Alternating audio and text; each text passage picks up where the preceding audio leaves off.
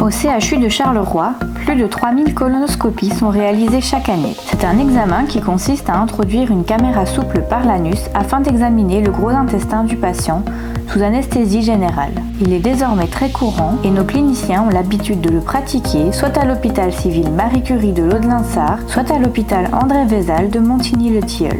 Dans la majorité des cas, cet examen vous a été prescrit par votre médecin après une consultation.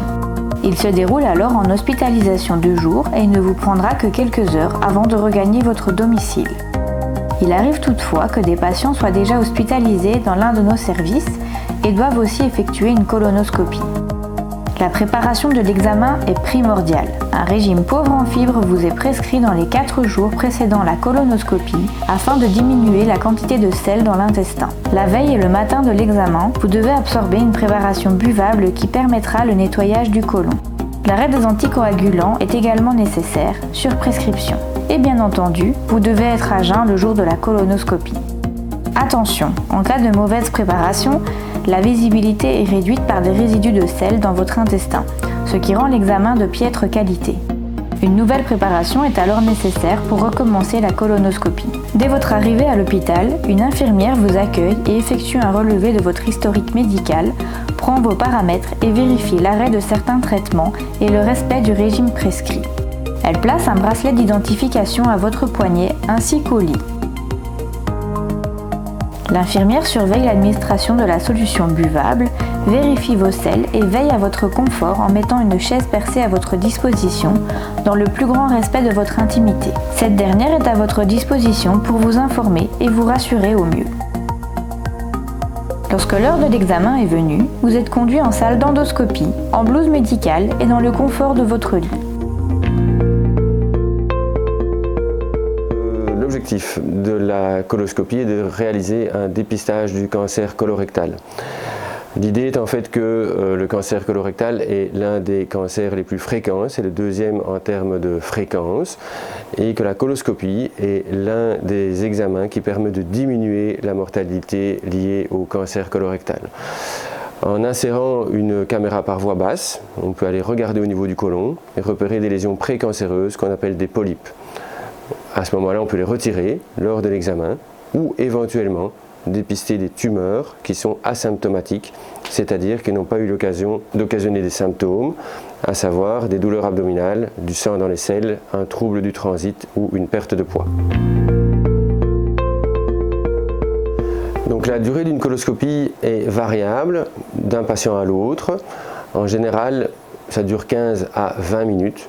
Ce qu'on sait, c'est que les recommandations de la Société européenne d'endoscopie digestive sont de prendre au moins 6 minutes au retrait de l'endoscope pour observer de façon adéquate l'ensemble du côlon.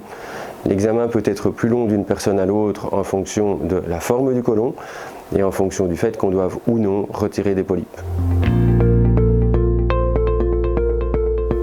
Avant l'examen, on demanderait au patient de prendre une préparation laxative afin de vider entièrement le côlon. Et cette préparation peut elle-même occasionner des troubles digestifs sous forme de ballonnement principalement, mais qui sont généralement mineurs. L'examen lui-même n'est pas douloureux. Après l'examen, le patient peut ressentir un petit peu de ballonnement, mais ces ballonnements sont diminués depuis l'utilisation du CO2 à la place de l'air. Ce qu'il faut bien retenir, c'est que la présence de douleur après l'examen doit justifier une consultation médicale chez le médecin généraliste, un contact avec le gastro-entérologue ou un passage aux urgences, car la douleur est tout à fait anormale et peut être le signe d'une complication de l'examen. Les mesures liées à la pudeur sont celles qui sont d'application lors de toutes les procédures médicales ou des examens médicaux qui sont réalisés dans un hôpital. Les risques liés à la coloscopie sont rares, ils représentent statistiquement à peu près 0,1 pour 1000, c'est-à-dire que dans la plupart des cas, il n'y a pas de complications liées à l'examen. Les deux complications les plus fréquentes sont soit les hémorragies, c'est-à-dire un saignement, soit les perforations, c'est-à-dire l'apparition d'un trou au niveau du côlon. La plupart du temps, ces complications sont mises en évidence durant l'examen et sont traitées durant l'examen.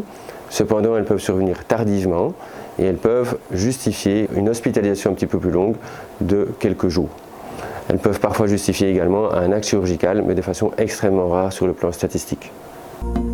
Après l'examen, vous retrouverez très rapidement vos esprits en salle de réveil.